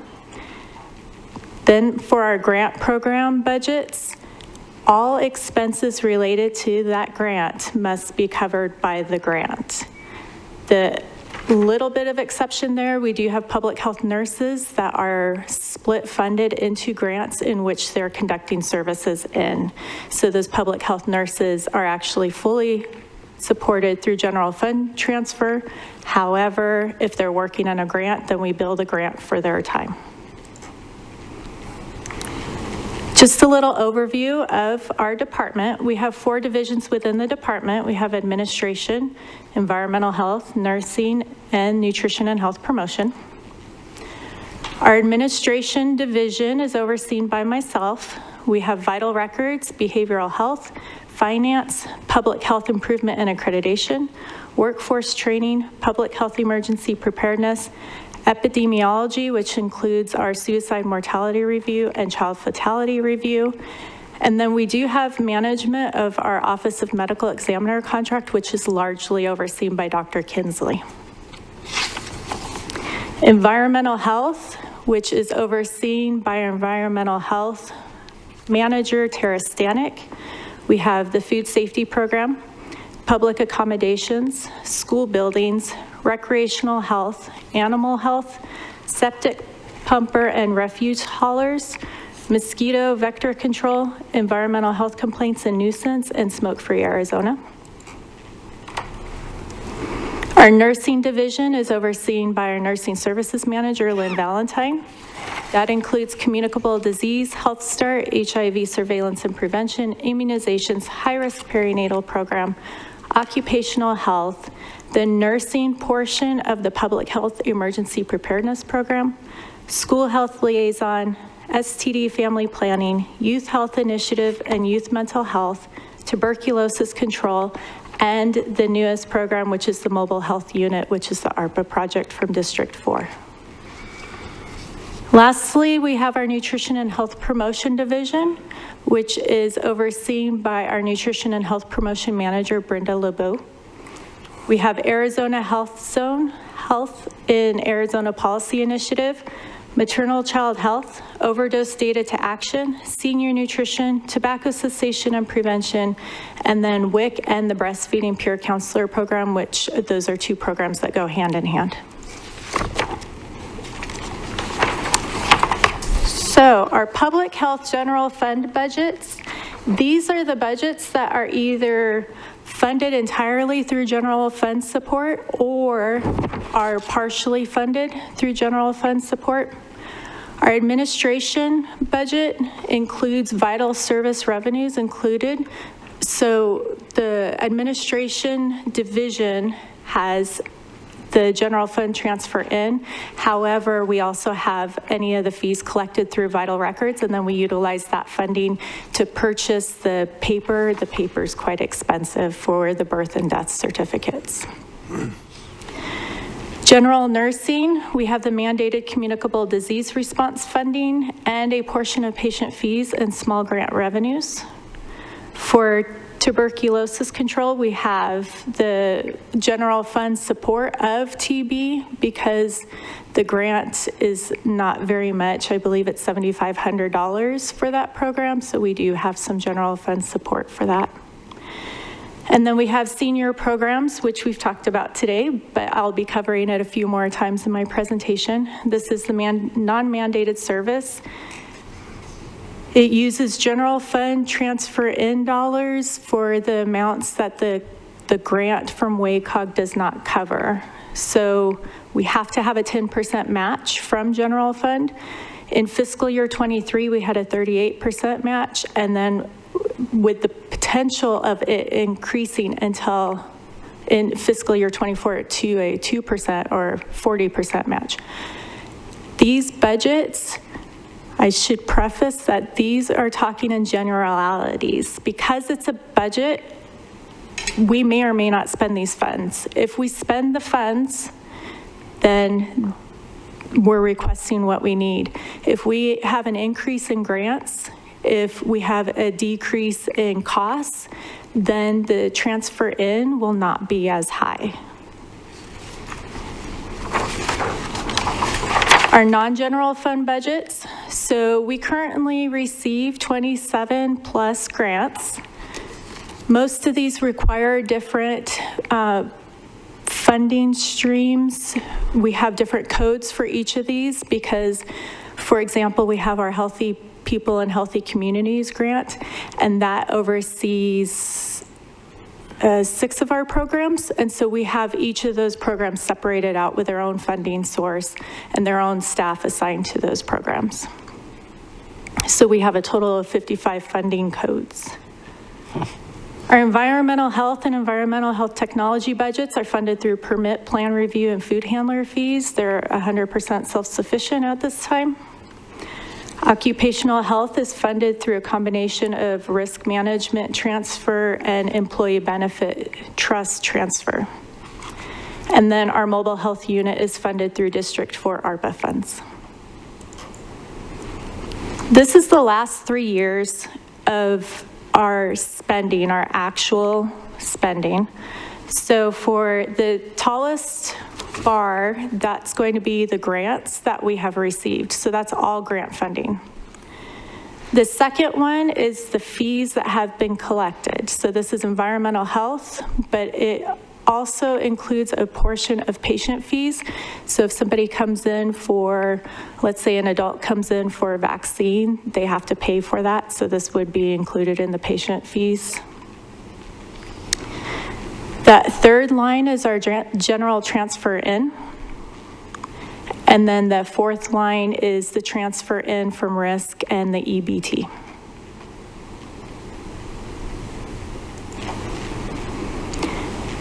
What we consider our fiscal strengths, we're constantly working to increase our efficiency through quality improvement projects and process examination.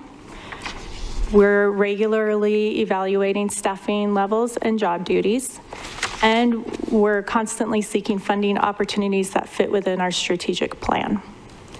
And I included a snapshot of our strategic plan just for reference.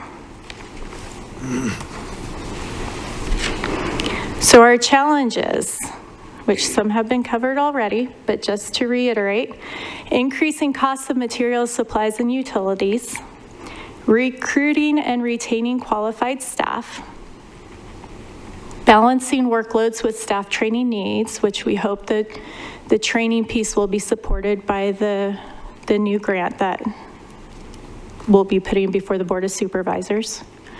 And then the contract language of some of the proposed grants are concerning to some Board of Supervisor members, as well as some members of the public, and therefore are not always approved.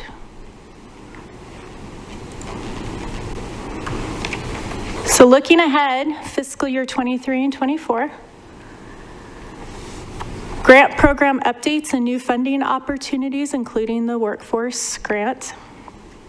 And then fee studies for environmental health and nursing services should be occurring within the next couple of months.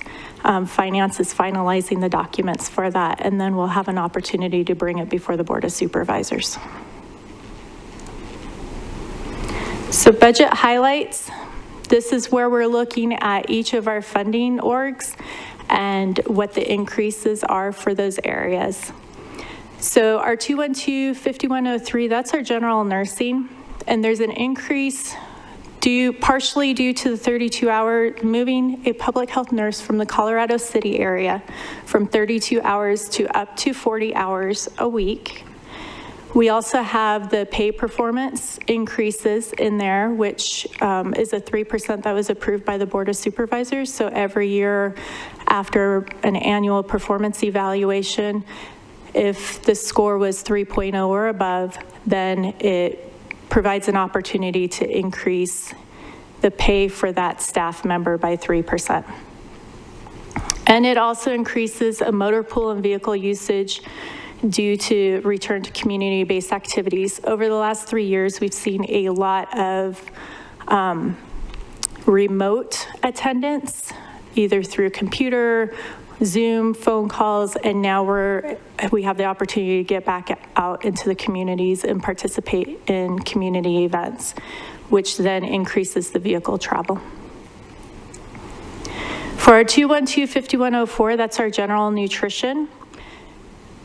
This is the only, it funds the nutrition and health promotion manager. That's the only manager that's not 100% funded through either general fund or the fees.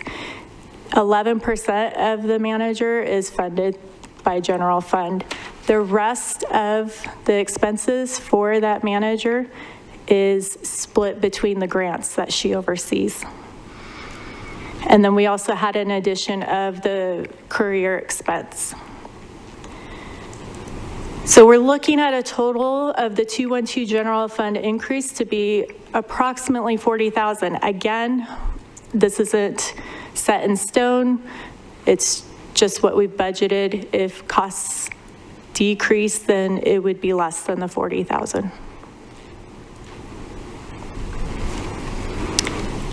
Moving on, we have 273-5138, that's our Zika funding. We're continuing the request of the $25,000 of general fund support for our mosquito mitigation efforts. This has been ongoing, I believe, for the last 3 years. 228-5102, environmental health. The budget that they have currently before the fee study has been completed and hopefully will get approved. They had to budget the use of contingency funding until that's all completed. So that's a lot of carryover dollars from years past from fees collected. And then 272-5120, that's TB control. So we saw a decrease of $10 for TB support. I know it's not a lot, but it's a highlight. That's lower than higher, so I wanted to put it in there. And then that brings us to the 815s. So our senior programs, we have 12 different funding streams that support our senior programs. The 815s, that's where we see the general fund transfer in. The remaining funding streams are all 100% grants. So looking at Kingman, Lake Havasu, Golden Shores, we're seeing increases due to performance pay, increased food costs, the maintenance costs, and which for Kingman, the maintenance cost is part of a new initiative. I'll cover that in a moment. And utility costs. The two biggest factors that we are encountering to increase our expenses, utilities and food. Especially in Lake Havasu, we've seen quite a jump in utility fees. All across the board, we're seeing an increase in food. Now, I wanted to make mention because the discussion of snowbirds or winter visitors, depending on what you refer to them as, was brought up. And yes, they are participating in these programs. However, our #1 contributor of donations and volunteer support in our Havasu area is from the snowbird/winter visitors. Our Lake Havasu Site Council is very large and robust, and it wouldn't be that way without those who come here during the winter and choose to spend their time and money with our program.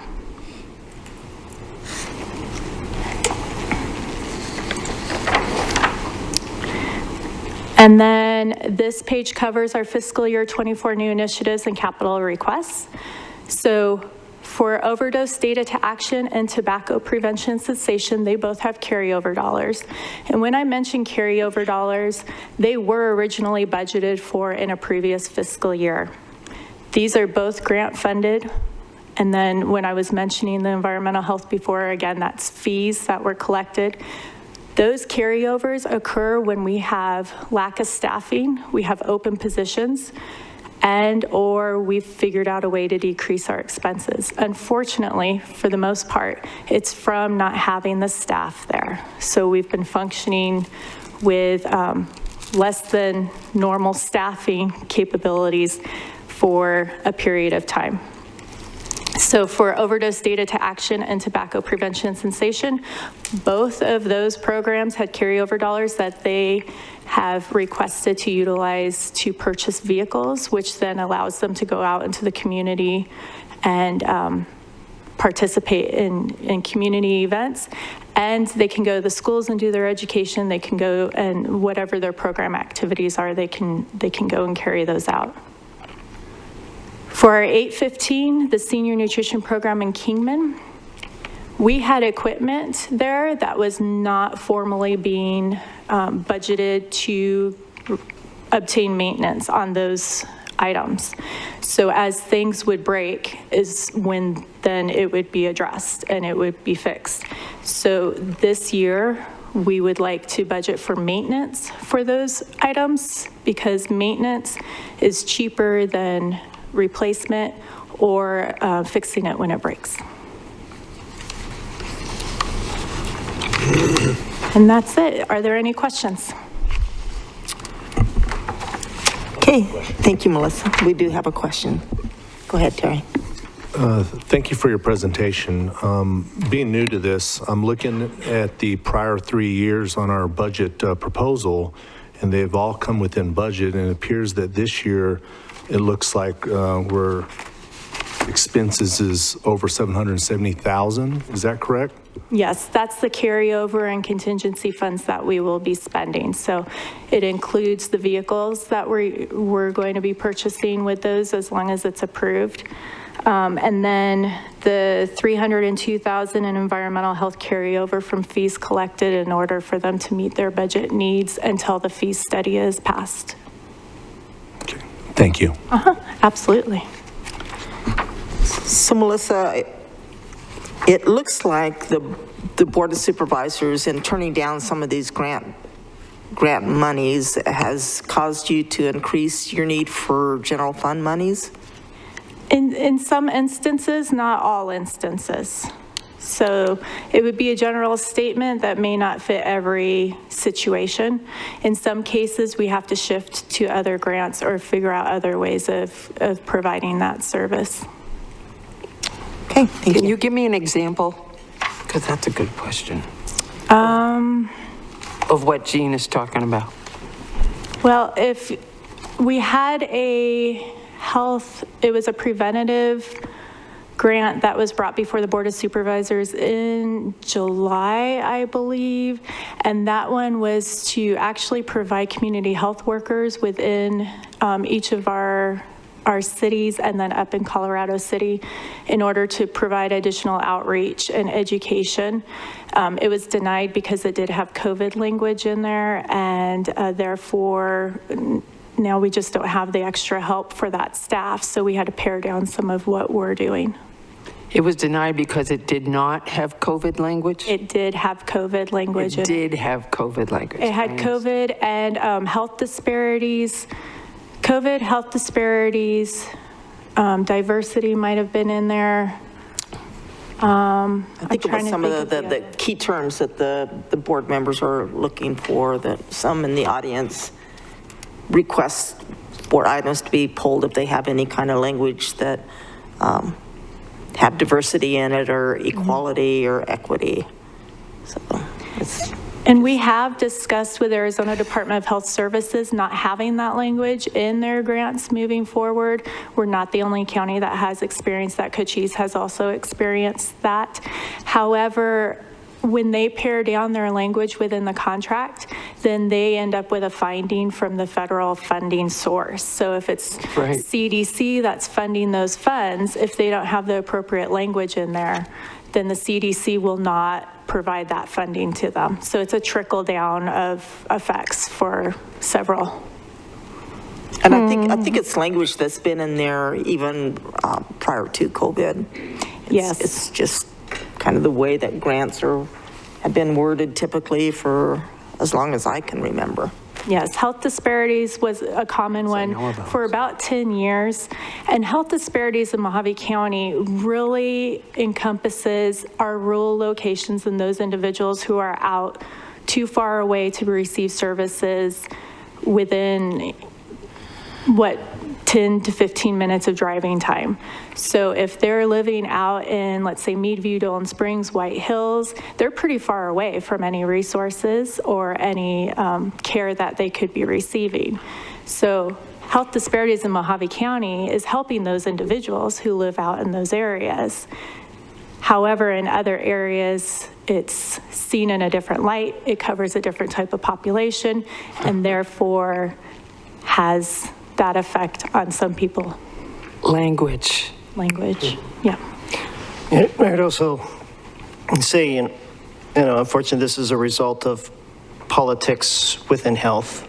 And our goal as this department, and I believe all our employees, is really to get to the point of, again, removing as much politics from it so that we focus on the preservation and protection of our communities.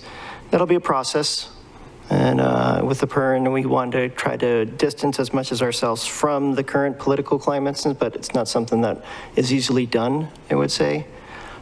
So these are obviously things set before us and doing the best we can with it, so. Well, any other questions? If not, is there a motion? I make a motion to recommend the approval of proposed Mojave County Department of Public Health's annual fiscal year 24 budget to the Board of Supervisors. Thank you for that motion. Second, please. Second, Litz. Okay, a motion is second. Any further discussion? All those in favor say aye. Aye. Any opposed? Okay, that is approved. Thank you for your presentation, Melissa. Under other business, Board of Health agenda items for next meeting. Does anybody have anything they would like to have placed on the next agenda? Okay, seeing none, this meeting is adjourned. Thank you. Thank you.